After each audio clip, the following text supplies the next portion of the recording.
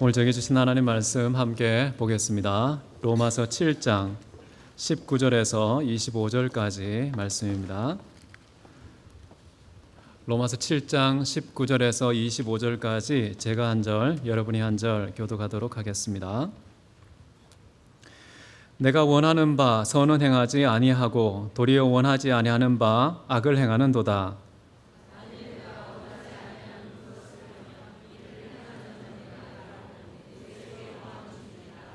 그러므로 내가 한 법을 깨달았노니 곧 선을 행하기 원하는 나에게 악이 함께 있는 것이로다. 내 지체 속에서 한 다른 법이 내 마음의 법과 싸워 내 지체 속에 있는 죄의 법으로 나를 사로잡는 것을 보는도다.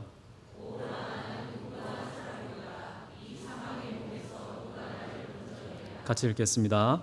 우리 주 예수 그리스도로 말미암아 하나님께 감사하리로다. 그런즉 내 자신이 마음으로는 하나님의 법을, 육신으로는 죄의 법을 섬기노라. 아멘. 오늘은 공고한 사람이라는 제목으로 하나님 말씀 함께 나누기를 원합니다. 바울은 거듭난 이후에도 자신 안에서 발생하는 이 속사람과 겉사람의 대립, 이중적인 이 자아의 갈등을 언급하고 있습니다. 선과 악, 하나님의 법과 죄의 법이 서로 대치하는 그 신자의 삶에 있어서 갈등의 유일한 해결책은 또 무엇일까? 사도 바울은 그리스도 예수라고 말하면서 하나님께 감사를 드린다라고 고백하고 있습니다. 먼저 19절을 한번 보십시오. 19절 20절 같이 보시면 내가 원하는 바 선을 행하지 아니하고 도리어 원하지 않는 바 악을 행하는도다. 자, 원하는 선은 행하지 못하고 원치 아니하는 악을 행하는 자기 자신에 대해서 도대체 원인이 무엇이냐? 20절에 우리 지난주에도 함께 살펴봤던 말씀이 반복되고 있는데요. 원하지 않는 것을 하면 그 행하는 자가 내가 아니요 내 속에 거하는 죄니라 라고 말하고 있습니다. 여러분, 사람들은 마음에는 참으로 좋은 선을 원하는데 결국 행함에 있어서는 악이 삐져나오는 경우가 많습니다. 정직을 말하고 싶지만 거짓이 입술을 차지하고, 온유하고 싶지만 차갑고 과격한 눈빛이 얼굴을 장악합니다. 의롭고 싶지만 행위의 내용물은 불의하고, 타인을 안위하고 싶지만 팔이 안으로 굽는 부끄러운 현상도 생깁니다. 원수도 사랑하고 용서하고 싶지만 막상 눈앞에 나타나면 온몸이 거부하는 것을 느낍니다. 이 모든 현상의 배후에는 죄가 있다, 죄가 시키고 저지르는 일이다라고 사도 바울은 반복해서 언급하고 있습니다.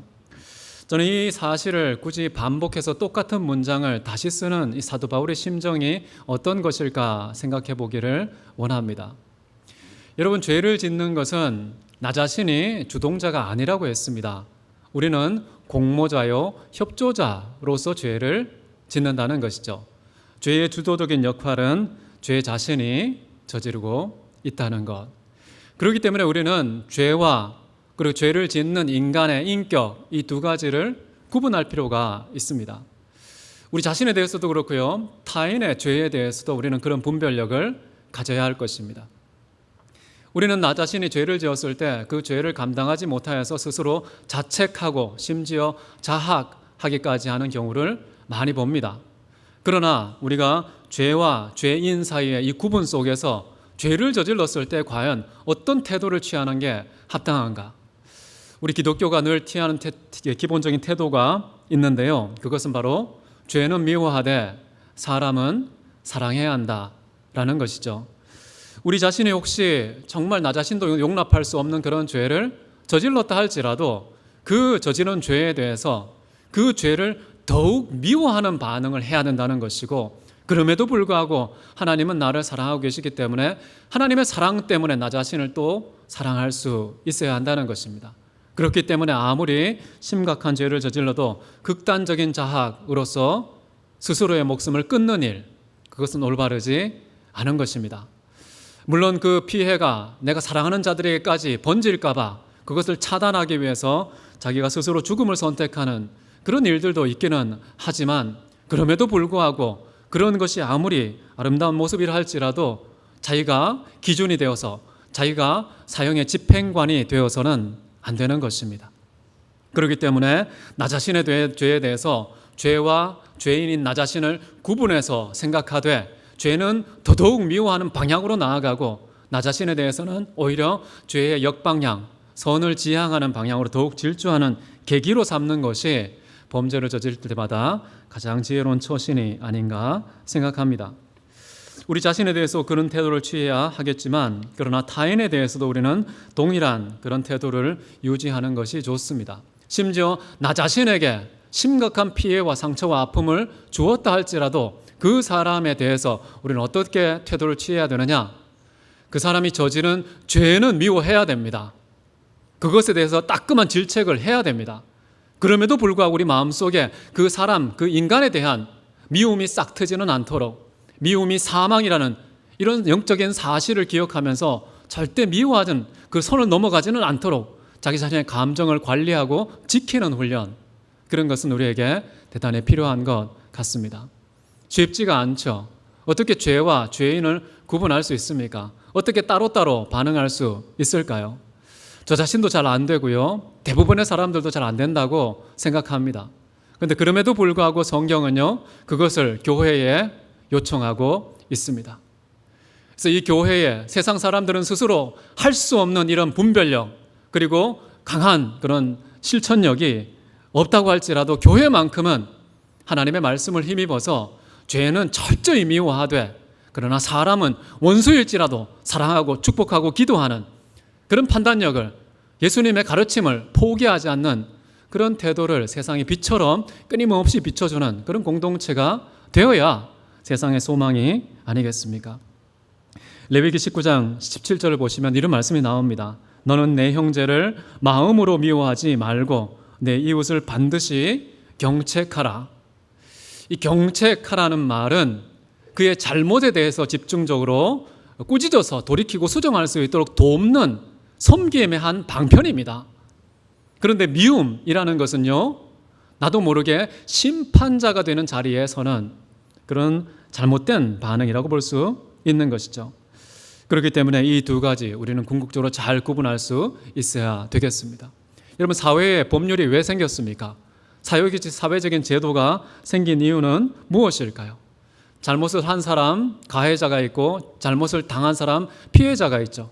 이 두 사람 사이에서 왜 법이라는 것이 개입을 해야 됩니까?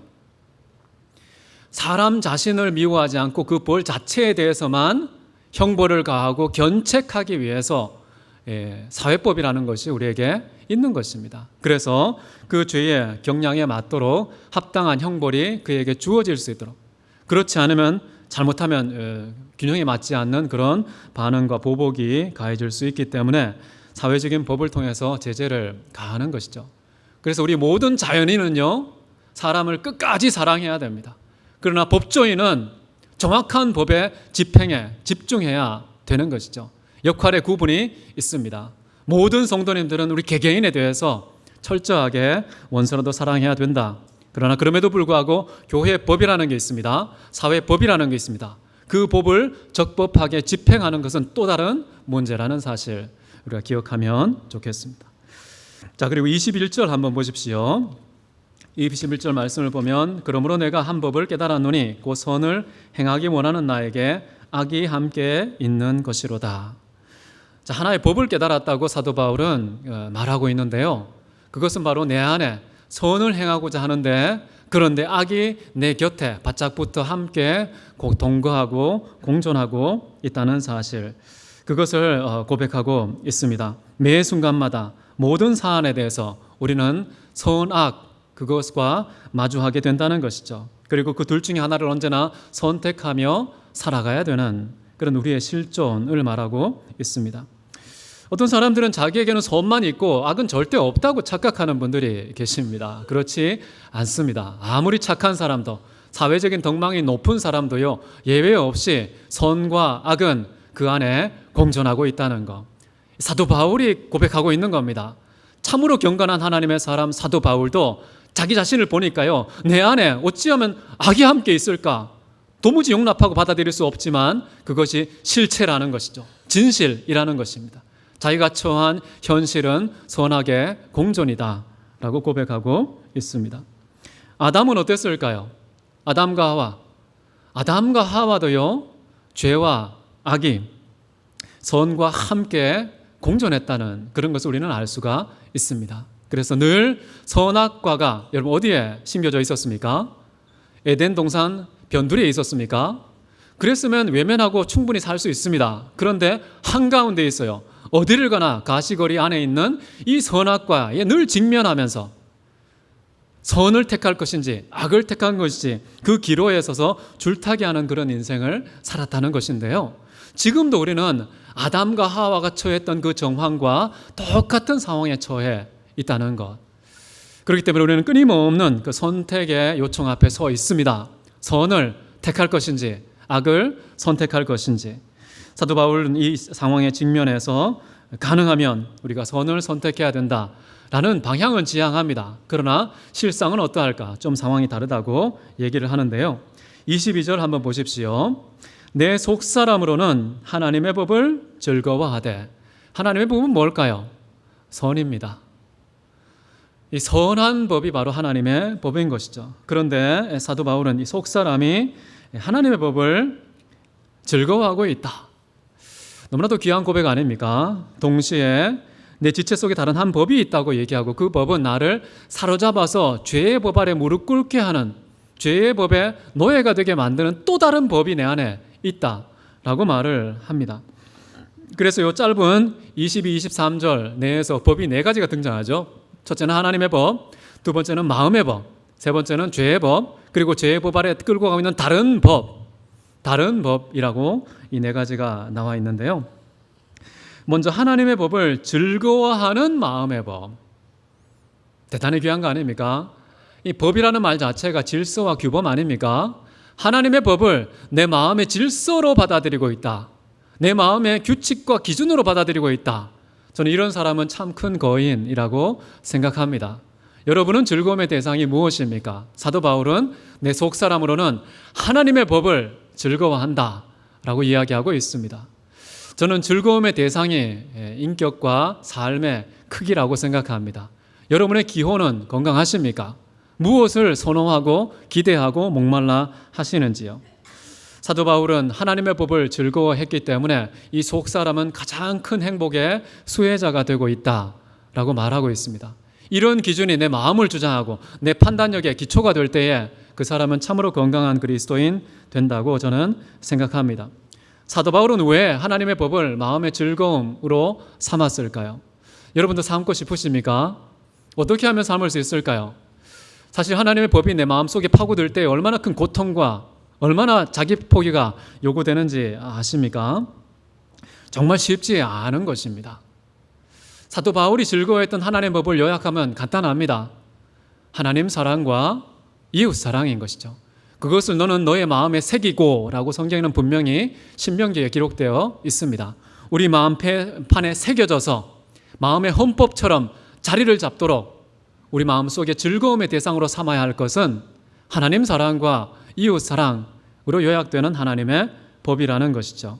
그런데 중요한 것은요, 즐거움이라는 것은 그냥 강요하고 다짐한다고 생기는 것이 아닙니다. 결심했어, 금식했어, 이런 결의로서 우리 마음에 즐거움이 생성되는 것이 아닙니다.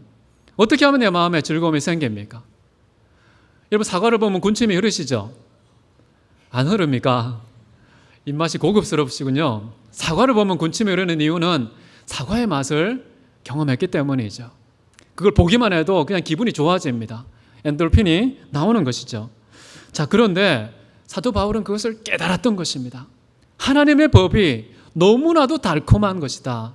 체험했기 때문에 다른 모든 불의와 갈등과 문제를 해결하는 유일한 열쇠, 기준, 해답, 그것이 바로 하나님의 법이기 때문에 얼마나 속이 후련합니까? 갈등하지 않아도 괜찮습니다. 고민할 필요가 없습니다. 주저함, 망설임 필요하지 않습니다.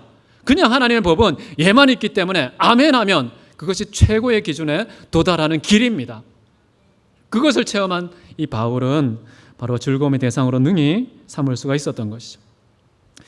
그래도 여전히 모모하고 막연하기 때문에요, 제가 다윗이 체험했던 이 하나님의 법이 어떤 것이었는지 잠깐 나누고 싶은데요. 시편 19편 7절입니다. 우리가 여러 번 한번 봤던 건데요.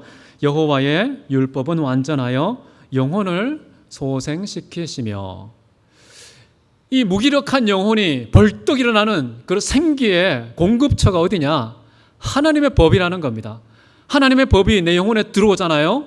그러면 쭉 퍼져서 무기력해져 있는 나의 영혼이 그 사람의 생기를 얻고 활력을 찾고 회복된다는 사실, 이것이 놀라운 말씀의 맛입니다. 여호와의 증거는 확실하여 우둔한 자를 지혜롭게 하며, 너무나도 분명하고 확실한 증거가 있기 때문에 논의할 필요가 없습니다. 논쟁의 여지가 없습니다. 아무리 우매한 사람도요, 명확한 지혜에 도달할 수 있습니다. 탁월한 판단력과 분별력의 근거는 확실한 증거에 있거든요. 하나님의 법은 흔들림 없는 확고한 증거가 된다는 것이죠. 여호와의 교훈은 정직하여 마음을 기쁘게 하고. 우리 마음이 우울하신 분이 계십니까? 치유책이 있습니다. 어떤 약을 드시면 될까요? 신약, 구약. 하나님의 법을 드시면은요, 복용하시면요, 우리 마음에 기쁨이 생깁니다. 도무지 이유를 알 수 없습니다. 어떤 메커니즘을 통해서 그런 효력이 약효가 나타나는지 알지는 못하지만, 분석은 안 되지만 성경은 선언합니다. 우리의 영혼, 우리의 마음이 기쁨과 희락에 빠지는 유일한 비결은 하나님 말씀에 있다는 것이죠. 원래 우리의 영혼은요, 양심이라는 게 있습니다. 그 양심을 성문화한 것이 바로 하나님의 법 아닙니까? 하나님의 법을 내면화시키면 양심이 되는 겁니다. 내 양심과 하나님의 법이 코드가 잘 맞아 떨어집니다. 그러니까 내 영혼이 기쁠 수밖에 없죠. 내 마음이 즐거울 수밖에 없는 것이죠. 그래서 하나님의 법은 우리 영혼의 보약이라는 사실을 기억하십시오. 그래서 기쁨이 넘쳐나게 된다는 것. 그 다음에 여호와의 계명은 순결하여 눈을 밝게 하시도다. 눈을 밝게 하시도다. 오늘날 우리의 눈을 현혹하는 것이 얼마나 많습니까? 얼마나 많은 유혹들이 우리의 판단력을 흐리게 만듭니까? 그래서 눈을 뜨고 있지만 캄캄한 눈을 갖고 있는 사람이 너무나도 많습니다. 이 어두운 시력에 빛을 던져주는 유일한 근거는 하나님의 말씀의 빛이라는 것이죠. 그 말씀이 우리 눈에 빛을 비춰줄 때 보아야 할 것을 보고 올바르게 분별할 수 있는 그런 근거가 확보된다라는 것이죠. 여호와를 경외하는 도는 정결하고 영원까지 이르고 하나님의 법도 진실하여 다 의로우니 곧 많은 금보다 더 사모할 것이며 꿀과 송이꿀보다 더 달도다. 너무나도 그 소중함을 체험했던 다윗, 그리고 송이꿀, 그것보다 당도가 더 높은 달콤함을 말씀을 통해서 경험했던 다윗. 그렇기 때문에 주야로 묵상하지 않겠습니까? 하나님의 법을 즐거워하여서 주야로 묵상하는 자가 되었던 것이지요. 그래서 하나님의 말씀을 가까이 하지 않는다는 것은요, 하나님의 말씀이 나에게 즐거움의 대상이 아니라는 뜻입니다. 반증입니다. 그렇다면 저는 그런 생각이 듭니다. 여러분의 영혼은 무기력해질 가능성이 높습니다. 마음은 우울해지고 슬플 가능성이 높습니다. 여러분의 눈은 캄캄해질 가능성이 대단히 높습니다. 정말 탁월한 지혜의 소유자가 아닐 가능성이 높습니다. 성경이 이렇게 선언하고 있기 때문에 그 반대편은 해석이 분명한 것이죠. 하나님 말씀을 여러분의 기호로 삼으시기를 바랍니다. 기호의 기준과 질을 높이는 훈련, 그것이 바로 경건의 연습입니다. 우리는 치열하게 하나님의 말씀이 우리의 1순위 기호가 될 때까지 끊임없이 경건의 훈련을 멈추지 말아야 할 것 같습니다. 사도 바울은요, 이런 하나님의 말씀이 즐거움의 대상이 되는 이 경건에도 만족하지 않았습니다. 좀 더 진보된 그런 경건을 추구했는데요. 그런데 그 길을 가는 길에 장애물이 하나 있습니다. 그 장애물이 뭐냐 하면요, 내 속사람에 뭐가 있냐면 다른 법이 있다는 것입니다. 그 다른 법을 극복하지 않으면 하나님께서 원하시는 경건의 온전함에 이르지 못하게 된다는 것이죠. 이 많은 사람들이 여기 다른 법이 뭐냐라는 해석을 다양하게 하는데요. 똑같은 하나님의 법이지만 적용에 있어서 다르게 적용한 것, 잘못 적용한 것이라고 적용상의 문제를 얘기하는 사람도 있고요. 그리고 죄의 법 아래로 우리를 사로잡아서 노예가 되게 만드는 것은 탐욕이다 또는 탐심이다 라고 주장하는 사람들도 있습니다. 그러나 제가 볼 때에는요, 이 다른 법은 탐심이라는 그런 인간의 잘못된 기능도 포함한 인간의 부패한 본성이다 라고 저는 생각을 합니다. 이 본성은 죄의 법을 따르려고 합니다. 그래서 나를 설득하여서 죄의 법 속으로 사로잡아 가는 것이죠. 즐거움의 대상인 하나님의 법과는 달리 다른 법은요, 우리를 노예로 취급하며 죄의 법 아래 사로잡아는 강제력을 행사하고 있기 때문에 대단히 불쾌한 대상입니다. 즐거움의 대상이 하나님의 법이면요, 불쾌의 대상은 바로 다른 법이라고 볼 수가 있겠죠. 자, 이 두 가지 법은요, 우리가 이 땅에 살아가는 동안에 공존합니다. 해결되지 않는 갈등은 죽을 때까지 무덤에 이르도록 지속될 것입니다. 자, 그런데요, 어떻게 하면 이기느냐가 중요해요. 이걸 완전히 소멸하고 없앨 수는 없습니다. 그러나 우리가 이것을 이길 수는 있는 것이죠. 어떻게 이길 수 있을까요? 본성이라는 차원을 꺾으려면 이 본성이라는 것은 우리 인간의 가장 깊은 존재의 영역이기 때문에 가장 깊은 고통을 수반합니다. 그리고 가장 치열한 저항을 감수해야 됩니다. 그렇지 않으면 결코 이길 수 없고 하나님이 원하시는 경건에 도달하지 못하게 될 것입니다. 자, 그런데 이것에 대해서 예수님께서 주신 지침은 이런 것입니다. 여러분, 마가복음 8장 34절 우리 한 목소리 한번 읽어보겠습니다. 시작. 누구든지 나를 따라오려거든 자기를 부인하고 자기 십자가를 지고 나를 따를 것이니라. 자, 여기 보면은요, 누구든지 나를 따라오려면 첫 번째 자기를 부인해야 된다고 말합니다. 자기를 통째로 부인해야 된다는 겁니다. 자기의 어떤 잘못된 버릇을 고치는 게 아닙니다. 나의 잘못된 말 습관을 고치는 게 아닙니다. 나의 존재 전체를 통째로 부인하는 굉장히 어려운 일이죠. 왜냐하면 우리의 본성이 자꾸만 죄의 법 아래로 우리를 끄집어 가서 노예로 만드니까요. 그것을 극복하는 유일한 방법은 본성을 우리가 직접 시술할 수는 없습니다. 오히려 그것을 부인하고 완전히 새로운, 완전히 그것을 대체하는 그 무언가가 우리에게 있어야만 해결되는 것이다 라고 말하고 있는 것이죠. 그 다음에 자기 십자가를 지고 라고 말합니다. 자기 십자가를 진다는 것은 가장 큰 고통을 말하는 것입니다. 어떤 고통을 감수해야 되는지를 잘 말해주고 있는 것이죠. 그리고서 나를 따를 것이니라 라고 말하고 있습니다. 예수님을 따르는 것, 나 자신을 부인해야만 가능한 그 길, 나의 모든 존재를 완전히 죽음에 내어주어야 가능한 그 십자가의 길, 그것이 바로 참된 경건에 이르는 길이다 라고 말하고 있습니다. 여러분, 진정한 경건은 뭡니까? 경건의 절정과 완성은 어디에 있습니까?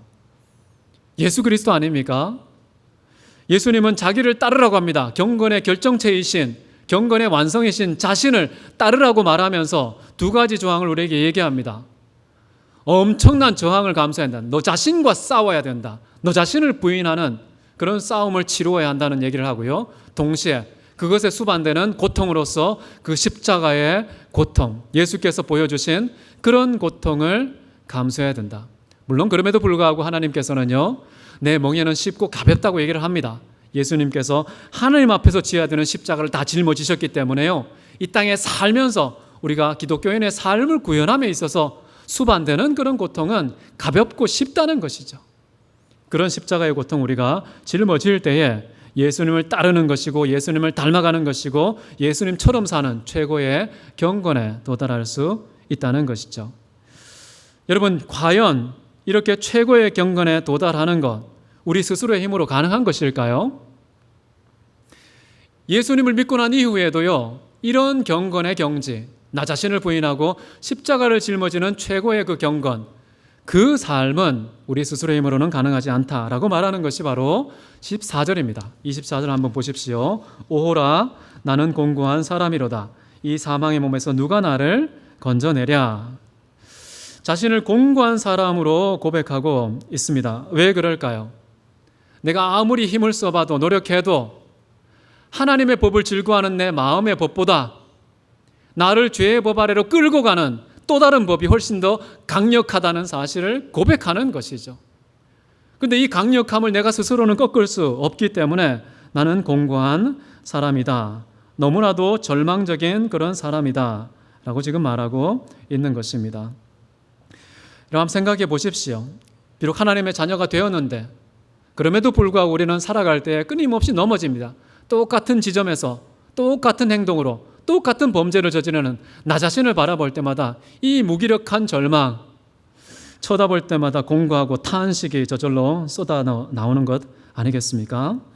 똑같은 절망의 늪에 넘어지고 자빠지고 또 넘어지는 그런 우리 자신의 모습을 지금 스스로 고백하고 있는 것이죠.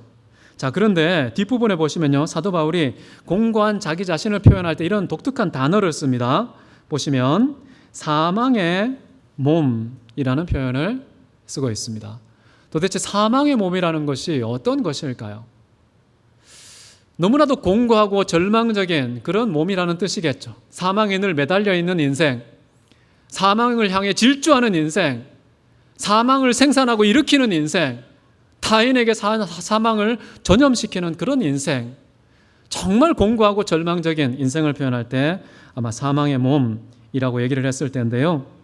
이 사망의 몸이라는 것은 이 죄를 지어서 이제 사형을 처한, 사형의 온도가 내려진 그런 사람이 갖고 있는 심정을 말하는 것입니다.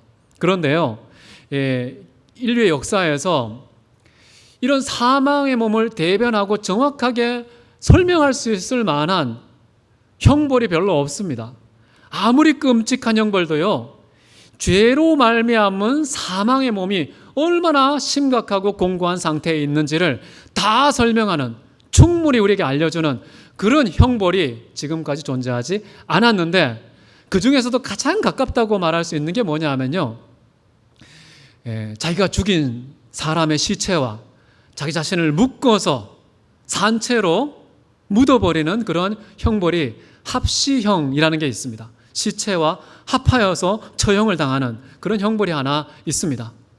그래서 자기가 죽인 사람, 그 사람의 시체에 코와 코가 맞닿고요, 이 사형수의 입과 시체의 입, 손과 발이, 몸이 그대로 다 붙어서 상대방에 있는 그 죽음이 자기 자신의 존재 속으로 각 지체마다 부위별로 파고드는 그런 아픔과 고통을 경험하는 것이 바로 합시형이라는 사형제도입니다. 사망의 몸이라는 것은요, 내 몸에 사망을 짊어지고 있는 상태라는 겁니다. 시체를 나와 포개어 놓은 그런 상태 속에 거하는 몸의 이 비참하고 공고한 상태를 설명하고 있다는 것이죠. 사도 바울의 이런 설명이 여러분 감이 잘 오시는지 모르겠습니다.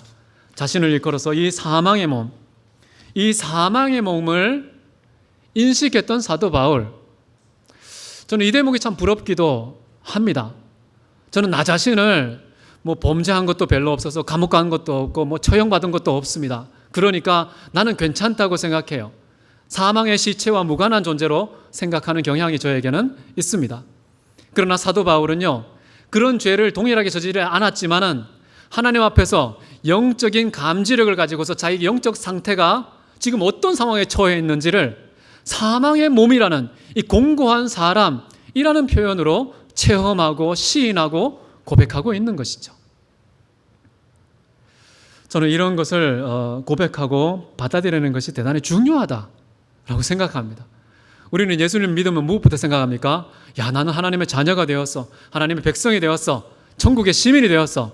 그런 신분에 어울리는 화려하고 황홀한 그런 권세를 탐닉하고 그것을 권세를 누리는 그런 것에 우리는 치우쳐 있는 신앙생활을 하기가 쉽습니다. 사도 바울은 왜 이런 얘기까지 하는 걸까요? 아니, 예수님 믿었으면 형통하고 잘 사고 행복해야 될 텐데요, 어떻게 이런 사망의 몸, 공고한 자신을 발견하고 고백하고 있는 것일까요?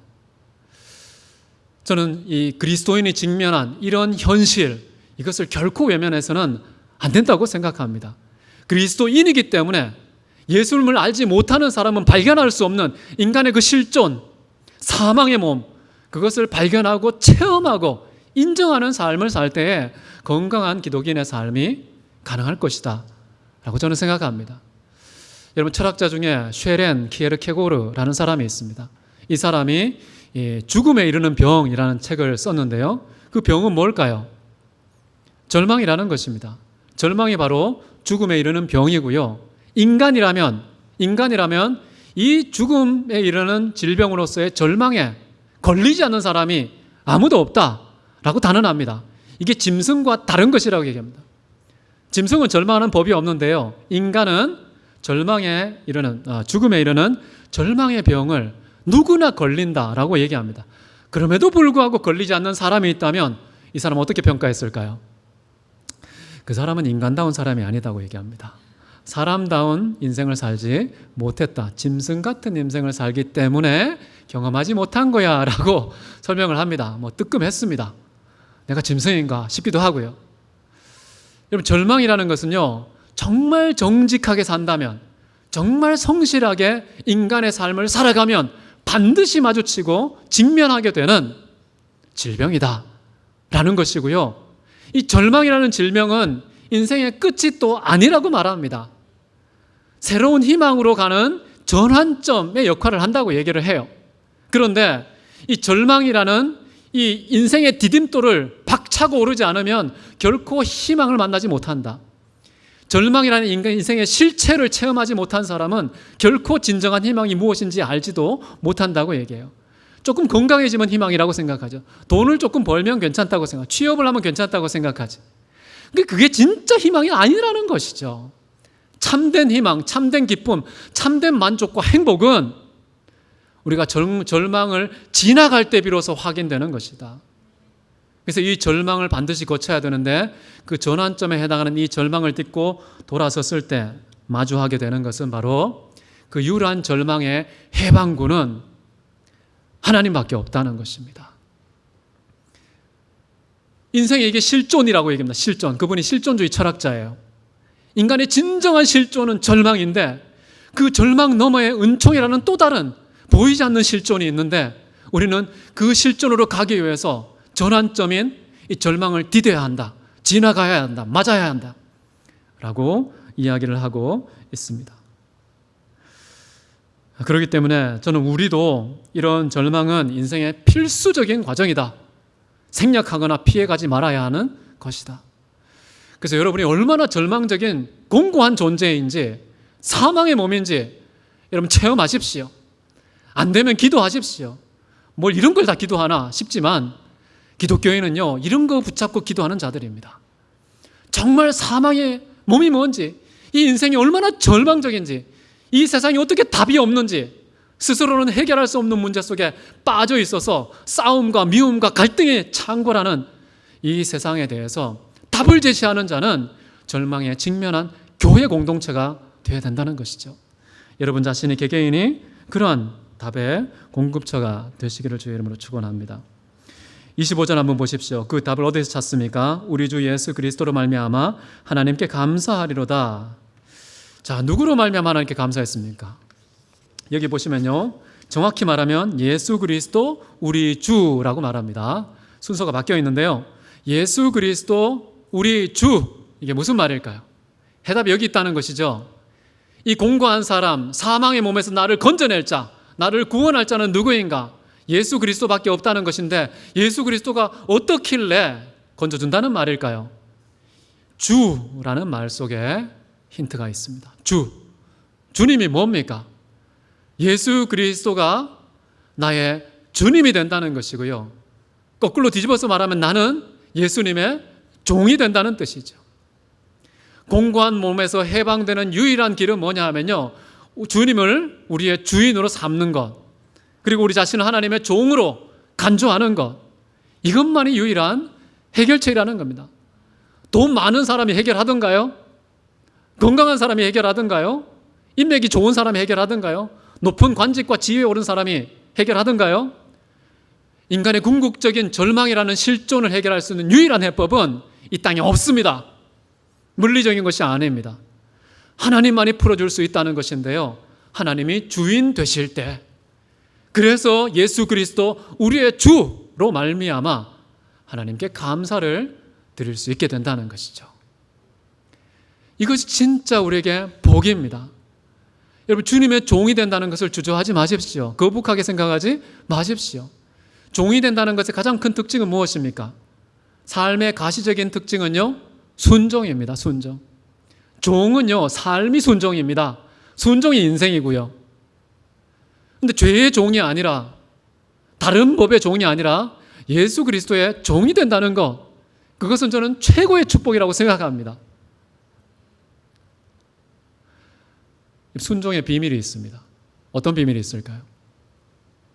순종은요, 순종의 대상이 갖고 있는 모든 것을 수납하고 나 자신의 것으로 받아들이는, 내 모든 존재 속으로 스며들게 하는 최고의 비결, 축복, 그것이 바로 순종입니다.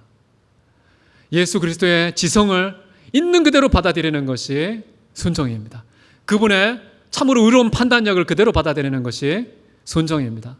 그분의 감성, 그분의 도덕성, 그분의 분별력, 그분의 인생, 의로움, 거룩함, 이 모든 성품들을 있는 그대로 가감하지 않고 받아들이는 최고의 비결은요, 아멘하고 순종하는 것입니다. 그래서 예수의 자기화, 예수의 내면화, 예수의 체질화, 예수와의 일체화, 이것을 가능하게 하는 비결은 순종인 것입니다. 여러분, 신구약 전체를 다 털어서 가장 중요한 명령 뭘까요? 순종하라는 거 아닙니까? 순종하면 하나님께서 우리에게 최고의 복을 주겠다는 거예요. 그래서 순종은요, 복을 얻는 비결이 되는 것이죠. 여러분, 신명기 30장 보면 이런 말씀이 나옵니다. 보라, 내가 오늘 생명과 복과 사망과 화를 내 앞에 두었나니 곧 내가 오늘 내게 명령하여 내 하나님 여호와를 사랑하고 그 모든 길을 행하며 그의 명령과 규례와 법도를 지키라 하는 것이니라. 자, 생사화복, 그것을 우리 인생 앞에 뒀다고 말합니다. 이게 무슨 말인가요? 하나님 말씀 지키라는 뜻이야 라고 말합니다. 하나님 말씀 지키면 어떻게 된다는 것입니까? 영원한 생명과 최고의 복을 얻게 된다는 것이죠. 순종하지 않으면 어떻게 된다는 겁니까? 사망과 영원한 화가 나에게 임하게 된다는 것이죠. 사망의 몸이 어디서 옵니까? 불순종에서 온다는 것이죠. 생명의 몸은 어디서 옵니까? 순종에서 온다는 것이죠. 그래서 우리는요, 예수 그리스도를 주님으로 모시고 우리가 그분에게 종이 될 때에 최고의 생명, 최고의 축복의 수혜자가 되는 것입니다. 사도 바울은 이 길을 여신 예수 그리스도 때문에 하나님께 감사를 드린다고 말합니다. 근데 지금도 싸우고 씨름하고 있습니다. 뒷부분에 보시면요, 우리가 죽을 때까지 변치 않는 이 법칙이 이런 겁니다. 내 자신이 마음으로는 하나님의 법을 섬기고 육신으로는 죄의 법을 섬기노라. 여러분은 누구의 손을 들어줘야 되겠습니까? 하나님의 법과 죄의 법, 육신의 법과 이 마음의 법이 싸울 때 그 싸움의 결과에서 승리의 미소를 짓는 것은 누굴까요? 여러분에게 달려 있습니다. 하나님의 법을 즐거워하고 그 법에 몸을 쳐서 복종시켜 순종하는 저와 여러분 되시기를 바랍니다. 그래서 영원한 생명과 영원한 복이 무엇인지를 누리고 온 땅 가운데 수혈하고 공급하는 하나님의 거룩한 증인 되시기를 주의 이름으로 축원합니다. 함께 기도하시겠습니다. 이 시간 기도할 때요, 이런 기도하면 좋겠습니다. 하나님, 이 땅에 사는 동안 우리 인생은 하나님의 법과 죄의 법이 싸울 수밖에 없는, 근데 그 싸움 속에서 끊임없이 죄의 법 아래 굴복할 수밖에 없는 공고한 인생, 사망의 몸, 이 사망의 몸 경험하게 하여 주시옵소서. 내 힘과 능으로는 아무것도 할 수 없는 무기력 체험하게 하여 주옵소서. 그러나 절망의 바닥을 딛고 하나님이 공급하시는 그 소망을 성취하는 저희들 되기 원합니다. 그 소망을 이 세상에, 캄캄한 절망에 뒤덮은 이 세상에 공급하고 나누는 하나님의 증인들이 되게 해 주옵소서. 우리 함께 한 목소리로 기도하겠습니다. 사랑이 많으신 하나님 아버지, 감사와 찬송을 드립니다. 주님, 우리는 작은 일에 일비하며 이 세상의 삶의 원리에 적응되어 있습니다. 그러나 영적인 삶의 실존을 경험하기 원합니다. 철학자가 경험했던 것처럼 사망에 이를 수밖에 없는 그 절망, 그것을 체험할 수 있기를 원합니다. 경험하고 인정하기 원합니다. 주님, 그 가운데 서서 나를 건지실 분, 이 사망의 오목에서 나를 해방시킬 구원자를 추구하는 자 되기를 원합니다. 그리스도 예수를 주인으로 모시고 내가 종이 되어서 철저한 순종을 통하여서 하나님의 법이 이 죄악의 법에서 해방시키는, 사망의 몸에서 자유케 하는 놀라운 축복과 은총의 수혜자가 되게 도와주시고 내가 사는 공동체 가운데 그 은총을 나누는 하나님의 증인이 될 수 있도록 우리 주님 축복하여 주시옵소서. 주님 함께 하실 것을 믿습니다.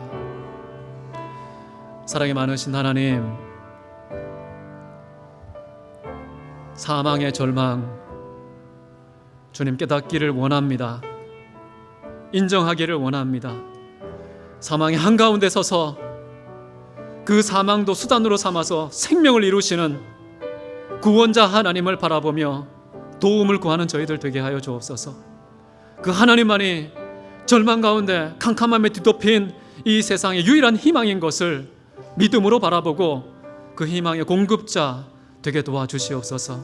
주님께서 우리 개인과 공동체 그렇게 아름다운 용도로 사용하실 것을 믿고 저희 자신을 드리며 존귀하신 예수 그리스도 이름으로 기도했습니다. 아멘.